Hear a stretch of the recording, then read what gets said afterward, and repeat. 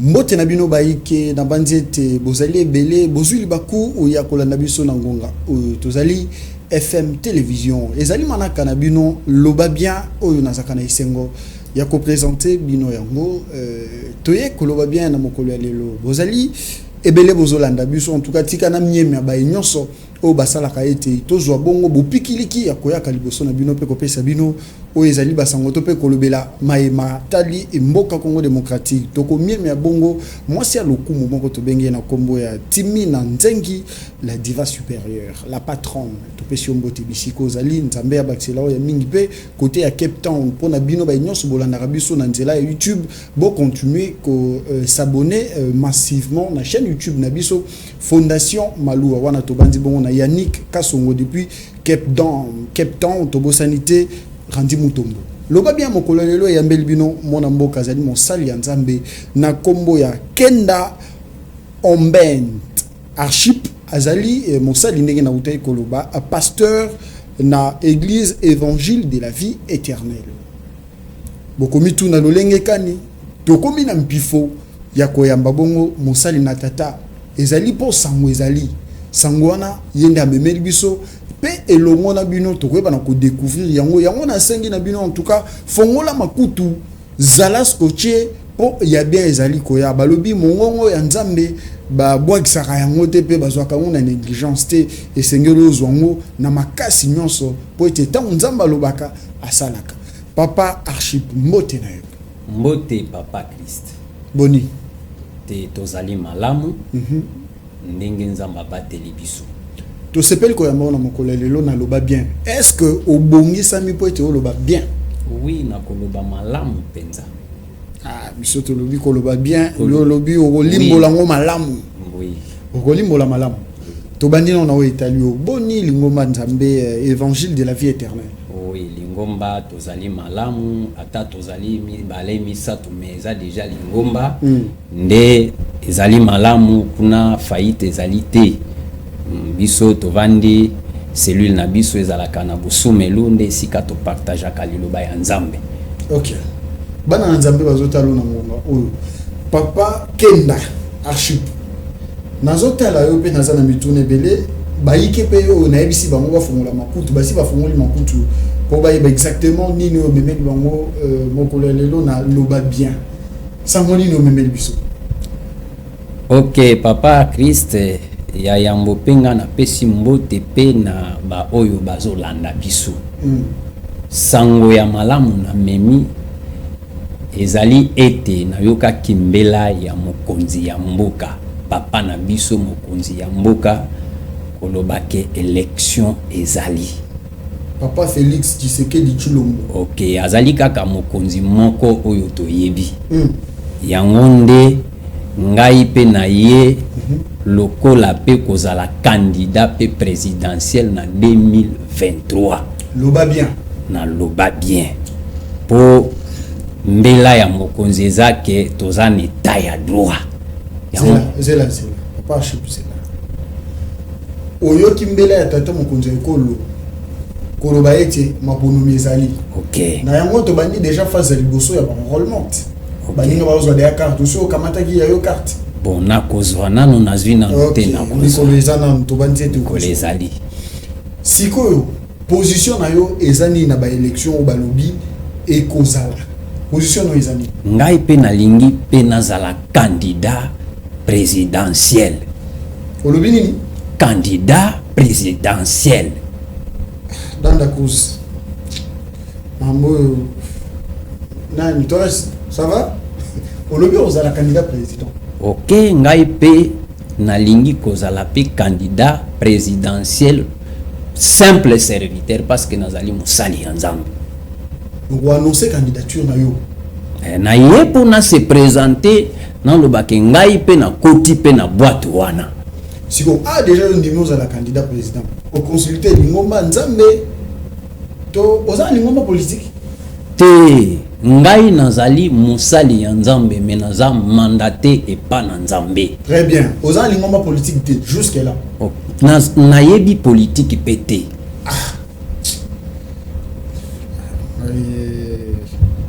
na atinyo nzambe et bino nzamba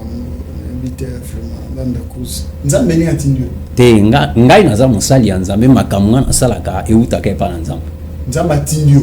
oui nzambe aloba makambo ebele ata soki alobi me mosusu etali ngai me ngai nalobi naza na part ya nzambe parce que naza mandate ya nzambe. Est-ce que bien na minzo bana nzambe ebele bazotala yo baza na posa yo convaincre bango exactement bayeba ke nzambe nde atindaki yo ndenge ozotalisa yango ozala candidat président oyo kobangisa bato te to mpe oza na plan moko boye te oyo biso toyebi te na nsima oyo mbala moko yaka boye candidat président papa archipata yo moko bon eloko oyo ozoloba na rassure korassure na ngai eza maloba oyo nazoloba c'est-à-dire tokotambola nde bato bakoyoka maloba oyo tokosolola na yo meme na kati ya émission oyo bakocomprendre ke nzambe mpe azali nzambe azali wana tokoyeba yango kasi yebisa biso uta mokolo nini nzambe alobi na yo ete postule mpona baélection ekoya na Congo. Bon eloko nakoyebisa yo soki nalobi nzambe parce que ngai nateyaka liloba ya nzambe alors molimo na nzambe azali na moto nyonso ateyaka liloba ya nzambe soit nakoyebisa yo peke nzambe asalaka kaka na kati ya bato donc nakondima na ngai mpe ezosenga kaka ke natya postule kondima na yo mpe liloba ya nzambe esali mikolo boni nzambe alobela oke faut postule. Bon ngai nakopesa yo date te wana eza secret na ngai wana eza secret. Webi ke journaliste babombela ke eloko te wana eza secret na ngai. Est-ce que webi ke journaliste babombela te nalobi wana eza secret na ngai wana eza makambo etali nga me problème na ngai eza ke ngai mpe na se prononcer na se présenter donc ndenge eza boye tokanga au-delà ya batutu toyoki koloba ete bakozala bacandidat président na maponomi ezoya toyeba mpe eza na ndeko moko mpe azali mosali ya nzambe ye aza politicien te aza pasteur komona ye Kenda Ombend Archip ye mpe alobi akoaffronte bandeko oyo nyonso bakotia bongo likasa na oyo etali bongo baponomi na niveau ya likolo boye ozoya ozo postuler lokola candidat président oyo ko bundisa tata mokonzi ekolo te ndeko Christ na kosembula eloko oyo koyebisa yo tata mokonzi ekolo azali tata na biso pe aza ndeko na ngai ya makila nakoki kobundisa ye mokolo moko te mais nakoyebisa yo ke tozali na bayini ya Congo ba o balingi te Congo ekende liboso nde banguna na ngai mais biso koya mayo awa to banzaki ete okolobata na ye na soutenir mokonzi ya ekolo na misala zosala na ndenge tomoni asali kitoko par exemple na ndenge tomoni asali kitoko yango nde tosepeli en tout cas to tchaye makolo to poussa ye lisusu po ete azwa deuxième mandat na ye po tobanzi ete soki azwi deuxième mandat en tout cas akofandisa malamu vision na ye mpe akotombola lobby ya Congo démocratique yo ye na wana te oyembala moko lobby pa ngai mpe naza candidat président eza kobundisa ye te nakoyebisa yo eloko moko ngai nazali mwana ya kolo ndako papa Tshisekedi aza papa mais eloko nakoyebiso mwana na papa soki bazobeta carte bazalaka badversaire mais bazalaka ba unité tango bazobeta carte mwana soka a polisi papa bakokoma ba unité bakolia fufu esika moko papa Antoine Félix Tshilombo azali papa parce que aza président ya république azali ndeko nanga makila ngai nazali kaka po munguna moko azolinga Kongo ebonga te nalingi na yebiso lisolo moko soki yo tongi ndaku ozali na posa mutu apesa garantie mais mutu azwa kuya epai na yo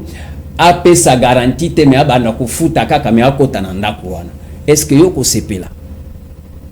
alors nalingi na yebiso eloko mosusu koyebiso ke papa soki azobokola bana na pasi eke aluka musala awa akei salaire bakati akei koto bakati salaire donc papa azotoka azana souci ete abokola bana ba ifu bakola mais mutu moko boye batu mususu bazolinga te ke papa a évolué bazotya ye bakroka jambe na kati na bana ifu bana bazala batelema soki bana wana baza makasi te me kozala pe na moko akozala makasi mpo na relève yango nayebi sio omoni na bible David bandeko na ye bayebaki kobunda bitumba malamu penza me na champ ya bataille bakimaki Goliath me ezalaki na mutu moko oyo ayebaki kobunda bitumba te ayebi ata notion wana te me Nzambe asepelaki mpo abunda na Goliath akweyisa Goliath pe akweyisaki Goliath me ayebaki kobunda bitumba te azalaki pe na domaine ya bitumba te yango nde ngai David oui po nayebi makambo wana nyonso te me nayebi yango te me naza mosali ya Nzambe me na kati na nga naza na posa Congo échanger na ye po na relève vous êtes déterminé oui est-ce que vous bandela est-ce que na bandela ata nayebi te bato bazali bao bayebisa mutu ke babandaka boye basalaka boye oui mais on na politique nayebi te ndenge kana so yebisa nga nayebi nanga politique te me nayebi eloko moko Nzambe nde mutu asalaka mutu azala mokonzi awendre me initiation ya mokili po yo koma boye ayebisa komoni ndenge ovandi na bureau ndenge nakoti na bureau na oyebisa nga bakomaka boye basalaka boye mais don ya gouvernement pardon ezali parce que utake pa na Nzambe soki Nzambe apakoli mutu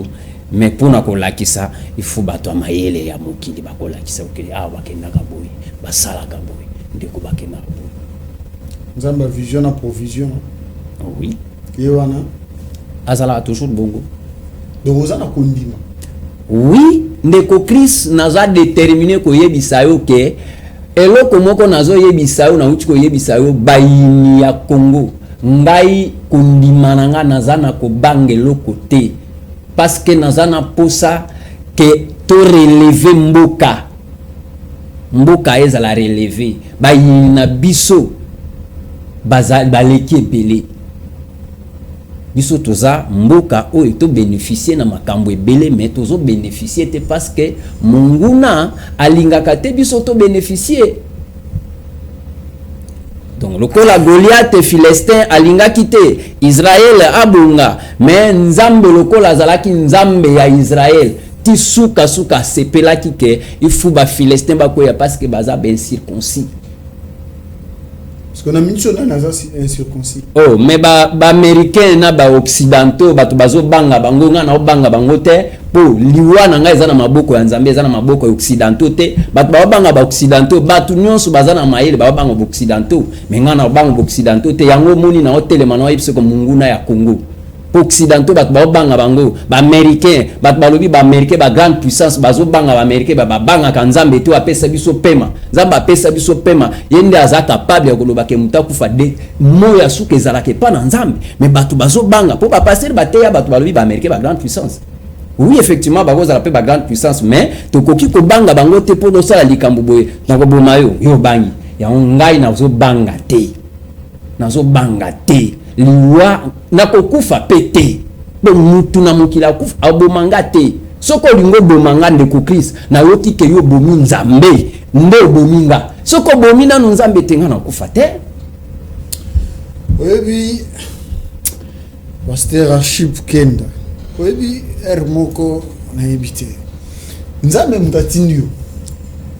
ndeko na koyebisa yo tokotanga soko lingi totanga écriture Nzambe asala aka na kati ya bato na ndani pesa passage nga nazana pona yango totangi tanga ka écriture ya Exode chapitre 7 Exode 7 oui verset Exode chapitre 2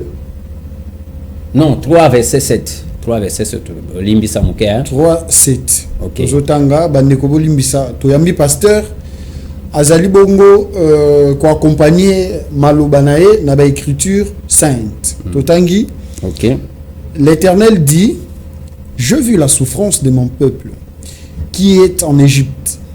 et j'ai entendu les cris qui lui font pousser ses oppresseurs car je connais ses douleurs 8 je suis descendu pour les délivrer de la mer des Égyptiens et pour les faire monter de ces pays dans un bon et vaste pays. Tanga 10. To pousser une à 10, j'ai l'intention de dire bien aimé. Ne me poussez pas cela. Danda Cruz. Token à 10. Maintenant, va, je t'enverrai auprès des pharaons et tu verras sortir d'Égypte mon peuple, les enfants d'Israël. On a 10. C'est quoi, comme nous avons intimidé, nous avons écrit le bani. Bon, on a ligne na yebisa yo boye. Que na vie ya mutu akoki kotia point na vie ya mutu te. Très bien. Eloko alibuso. Parce que zana mutu musu peut-être a déterminer à mon année grave mais ngana yebiso que en dehors ya nzambe yana mutu musu sote akoko sala ke mutu azala. Très bien. Parce que mutu apesi biso pe mapesi pe que mutu avanda na sena mokili ezaka ye moko. Wana ngana ndimi. C'est pourquoi nazo confirmer que nzambe ayokaka losambu ya batu. Tango ayoki cri ya batu liboto oyo libzalaki libota ya nzambe ti lelo baza libota ya nzambe e biso pe tokoma libota ya nzambe. C'est-à-dire tango bango baleli tango esika bakendaki na mboka na Egypte mais kuna bazalaki na ba travaux ya makasi babandi bazovanda bao souffrir nde bao belela ka nzambe nzambe longola biso na esika oyo na misala ya makasi oyo biso awa souffrance biso nzala tozolala mikolo nyonso biso ba petit peuple nzala moye ezate donc tozo souffrir makasi. Alors nzamba ayokaka losambo tango ayoki losambo ya bana Israël ya liboso atali boye Bible lobi ke namoni souffrance bango pe nayoki kolela na bango na kiti. Alors je suis descendu pe parce que nayebi douleur na bango pour na délivrer bango. C'est Dieu qui délivre. Très bien. Ce n'est pas l'homme. Et si vous en pour ça que Mboka est à la délivrer, il faut que les gens se confient à la parole de Dieu. Parce que Nzamba kela mokili na liloba. Très bien. Mais batu bazwa liloba ya Nzambe lokola mo mesanu li kelemba moko boye ya moni vie ezate. Ya ngana se confia mingi na liloba ya Nzambe. Pe nazalaka na confiance mingi na Nzambe. C'est pourquoi nazana etinda wana ya kolobake lokola nzamba ayokaki souffrance ya bana Israël akitaki et alobi ke ngai na komema bango na vaste pays o ezokule lait na miel abimisaki bango au travers Moïse. Na koyebisa yo vie ya Moïse avant na ya koyebisa yo ke ngai nzambe pe atindi ngai mais na koyebisa yo ke vie ya Moïse ezana bato ebele balobake Moïse azalaki politicien. Nzambe po acha mokonzi ya mboka ezate ke ezo senga muto azala kaka politicien. Amen. Ezo senga même mutu ya pamba nzamba lokota kabilokota lokota apesaka mutu wana bokonzi. Nde okangami nango lobi nzambe pa lokota yo. Yango c'est pourquoi même na domaine ya kozala pe berger nzamba travailler Moïse azalaki berger na ndako ya pharaon asalaki musala mais OK. Papa ship. Topesi mbote na basala nzambe nyonso bazolanda biso na ngonga oyo Kongo soki nzambe te me mobulu faut te reconnaître yango na pesi apôtre Alain Kamakama mbote topesi mama Esther Nkama mbote topesi bana lingomba nzambe nyonso parole de foi ba mbote na bandi ete bozolanda biso bouti kozwa biso na katikati boyeba ete toyembeli bino mwana mboka Kenda Ombend Archip azali pasteur na lingomba évangile de la vie éternelle ye amemeli biso sango koute pa ya nzambe kolo masia selon ye alobi ete nzambe atindi ye azala parmi ba candidat président na élection ezali koya bozwi biso na katikati nde message bomoni azo décortiquer awa biso pe tozaka na mituna atako ye kolekela biso mais makambo nzambe pe ezalaka boye elekelaka mayele ya bato na minute oyo deja ezolekela bino na bandako makambo wana mais nzambe moko ayebi esika bandaka makambo na ye na ndenge esika asukisaka yango sikoyo naloba na minute oyo awa yo otali biso lolenge nini nzambe alongolaki baégyptien bana Israël na Égypte c'est ça non? OK. il fallait amener bango là où coule le lait et le miel. Ce que soto bito sont en andenge na biso actuellement, là où coule le lait et le miel les en Congo. Parce que tous en a des richesses nyonso esengeli, mais biso moko tozo bénéficier na ngote. Les autres senga lisusu ba américain baya pour baya ko délivrer biso ou bien les autres senga na biso moko na plan interne to bunda pour to ba bongo na ko valoriser o tous en a ngo lokola ba matière première pe to ba na ko kini na développement. Ok, ndeko Christ na koyebisa yo ke loko aliboso parce que batu balingi kokoma liberté, tolingi ka totikala ba esclave parce que babanga kaliwa.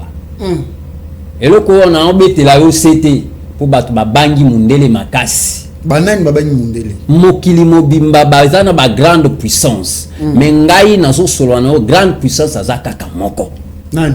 C'est Dieu. Très bien. C'est Jésus-Christ de Nazareth. Amen. Yende mutaza grande puissance ya monde entier, c'est lui qui a le dernier mot. Soka lobi ke niet.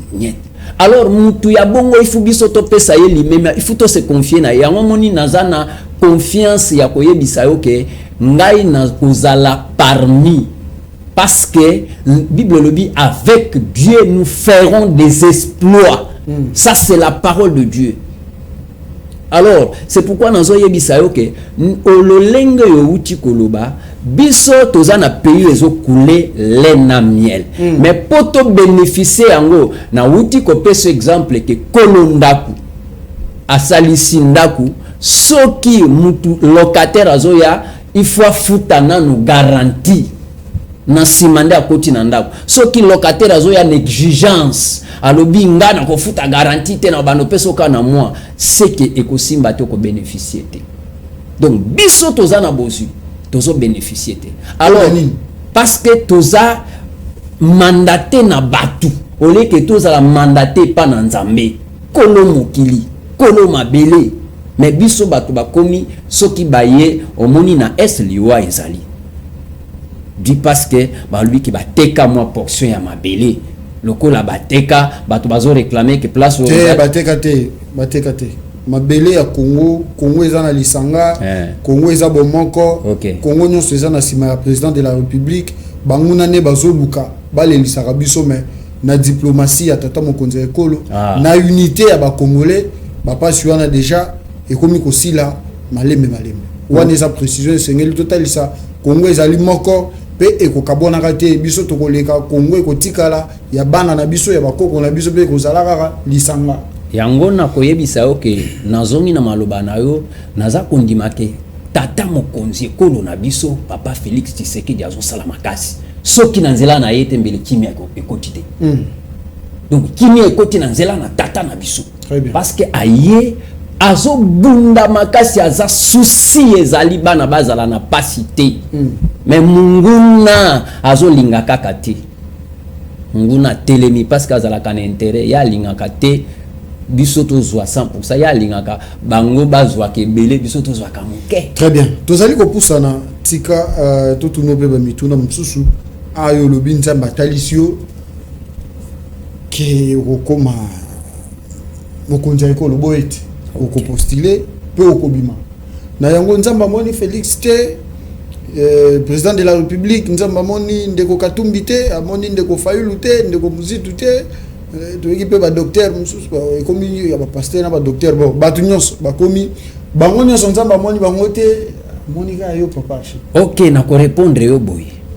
tata na biso Antoine Tshisekedi yende mo pasolinzela nazomona kaka ye parce que azan Jean-Baptiste. Obi Jean-Baptiste azalaki mosali na ngoya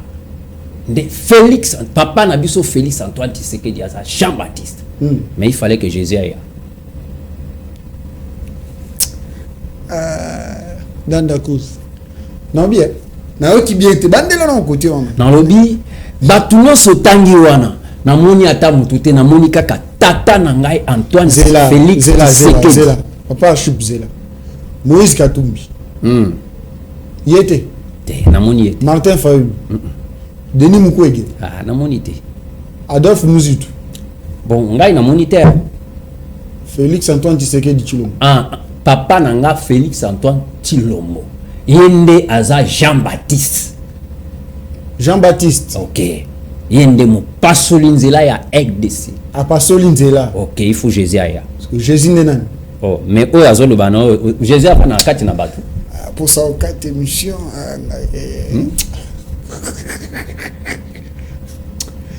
to regarder ba image oui na fingi mutu te image to regarder on a façon moko donc il faut to bomba ngo benes que to bomba archive na biso na ofinga mutu te to yamba après décembre to yamba oza mbongo apostile bi kuna senga ba 100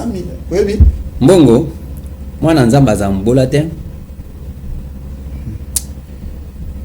kandenge nazoloba boye ba vrai congolais bazali bazana souci ya Congo ba vrai congolais lokola liboso papa Chilombo ba vrai congolais bazali boyo bazana souci na makambo nazoloba ba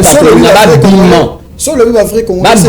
ba esclavage oui ba oyo ba kota nzela moko na mundele po ba kubundisa Congo bazali mais baza soi-disant ba congolais mais ba congolais te bazali yo boza pasta même to rankine to rando ngaku tunakoza la rankine te ata mokolo moko te ngana za papa ya mabote bele c'est-à-dire tant nazo lo baboye nazo préciser parce que ek de saison nyokama omoni soki papa Chilombo te mais mbuka oyo bien que azana ba croca jambe parce que loko ezo salaye moi ba croca jambe leki belé ya omoni lokola na souci azo bunda makasi mais yo petango comme président yesanga ta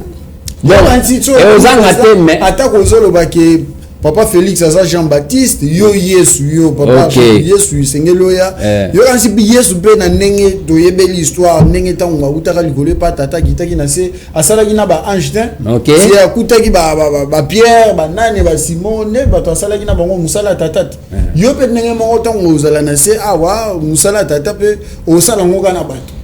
bitumba esi la kate voilà mais bitumba après avoir bitumba victoire eza Yesu aye na mokili il fallait kokisaka mission nga objectif nanga nazate ke na ye kosilisa mabe na mokili mais la mission doit être accomplie c'est-à-dire Yesu ayaki pona ko libérer ko sauver nga pena pona posakaka même na ngonga moke wana o nzamba kolinga wana délivrance ya RDC comme libre to longwa lokola esclave na kolinga tango campagne ko banda po ba pexibiso après campagne mamunyo sona na mcho to habilité na yango te metango seni akopesa mbela ya campagne électorale to ko ba pe na ko yamba yo bongama déjà pour la candidat président bongama oya opesa biso vision oyo ozala na ngo pona Congo na minute okopesa te c'est présentation voilà la minute okopesa te pour lukela biso ba makambe belé eza présentation kende ko bomisa ngo la biso et convaincre ba yike o bazolanda yo pe bana nzambe ce qui eza malamu to chao po ce qui eza malamu te nzambe mo ga ebinenge ni na osala po lobi eza musala na eboete OK oeza makambo ya nzambe yango na ebisio papa Chris nzambe azalaka limité te na yebi ke ba congolais batalaka elongi batalaka nzoto mais ce dernier temps nzambe azwi relève pour na Congo soki nazo beta c'était pour na koyebisa yo ke ngai na ye epai na yo soit naza Jésus pour makambo yo na pesi exemple koloba ke papa azo travailler mingi mais azo bunda ezo senga relève omoni mwana ya makasi nde na yebisa ki na zongi soka na likambo ya David ba ngambe ba guerrier na kati ya famille na ye me balonga ki bitumba te mais mwana muke tango aye batu nyonso babandi kozomela ye bazomela otala kama mwana oyo bandeko yo pe ozalo lendo bonde nini lo lendo ande nini mais nzoka azalaki mutu oyo akubunda bitumba wana lo alonga mais ezo senga mutu azala na vision emoniseli ya lobi pour comprendre que oui mwana muke abeta kambunda ba mikolo babi ozaka na posa to longwa na esclavagisme ya batu moko boye bazatango nyonso balobi o soit disant mikolo nyonso papa Chris na ramené yo mikolo nyonso balobi ba américain balobi ba occidentaux balobi mukoloni bolo ba kenzamba balobi donc nzamba alobaka te kolo mokili alobaka te ezaka batu balobi c'est que biso tozabi kelemo ya batu mais ndeti ya nzambe ba pasteur belé baloba déjà kolobani on appelle pasteur musa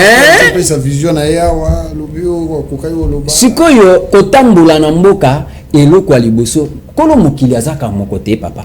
yende mutasala ke biso tozala soki lelo alobi ke mokili pe ici c'est-à-dire biso il faut to appuyer na mutu wana parce que yende azana makasi ya koleka makasi ya mokili très bien. Pourquoi biso toko kende ko banga bato bazana pema ndenge moko na biso papa Christ nazongi pona ko yebisa yoke omoni ezana ba défaut moko bato bazata nyonso koloba mundela za maele sikonga na kotuna mutuna mundele maele azwaki wapi epa nzambe siko biso tozabi kelemu ya satano be ya nzambe ok lokola tozabi kelemu ya nzambe na olinga na peso exemple typique omoni papa soka azana bana 10 eke kade azana no mwana moke apesi bozui epa ya bana wana soit apesi bango lolenge ya ko travailler mwana oyo ya moke pe akobanda kokolisa ye tanga azokolisa ye tango pe azokoma mukolo akolinga pe azala ndenge bandeko ne nyonso aza tokomoko manasuka aussi opesi biso message oyelaki yebisa biso siko ndenge nzambe atindio pona manda moko to kosala manda ngala te wana za volonté nzambe manda nga kutu na zate mais problème nanga ezake manda nanga ko manana président problème nanga eza ya ko postuler na koma esika wana soki nzamba koma mesika ni zala clair eza kolobate ye na omeka tam supe omeka na yo kaka na omekate ngai nazo mekate bo ya postila na ye te nga nazo mekate parce que na ye na flatterie te peut-être même ndenge nazo luba boye o pa bat musu baleka na télévision so ba pesi mbongo mbala moko makambo wana esili wa moni ba pesa ki mbongo nga naza pona relève ya RDC zela papa archip na minute batobele ba Olanda biso émission peso si l'avant ici là au pesa numéro na yo so ba bengi yo ba ebisio likonda mo izawana tikama amuri musawana position eza kasi eloko liboso il faut combattre corruption tant on a corruption c'est que nzamba déclasser ngambala moko c'est que na kokite parce que eloko liboso ezo senga kotambola na vérité oboya kaniaka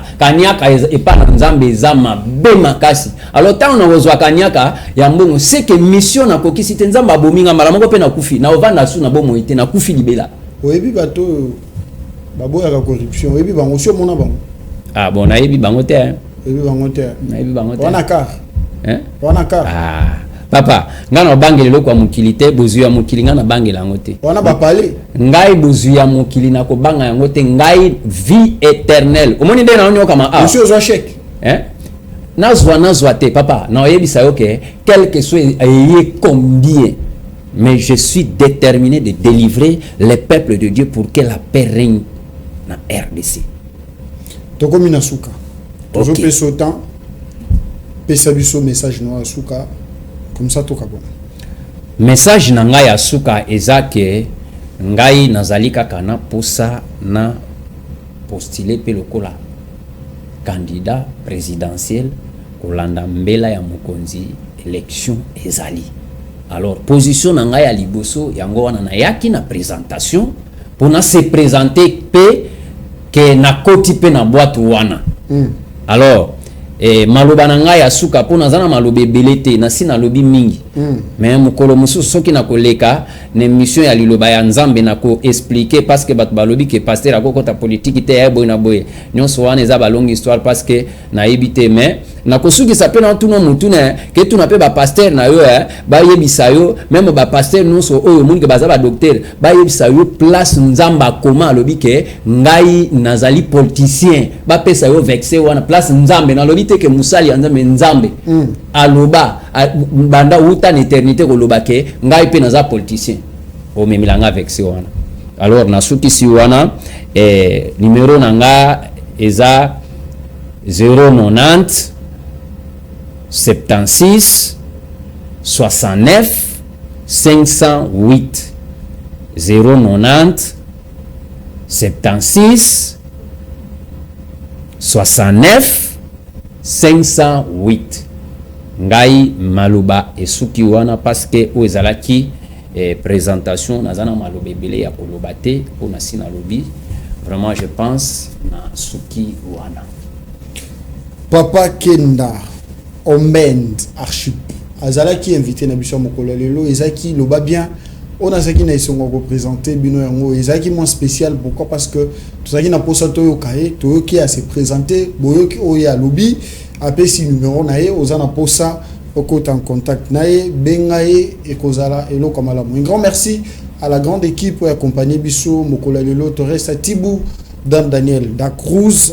merci Nabino, Bozaki Bele Bolandi Biso, Topesi Mbote, na Trésor Lumbu, Atali Biso, Uta, Mikile, États-Unis, Tobo Santé, Eric, l'Équateur-Bac, Fakam, Sengozaki en a représenté le Babia Mokole Lolo, Tokutani, Malasima, Poto Lobaliso, bien, P, na invité Moussous.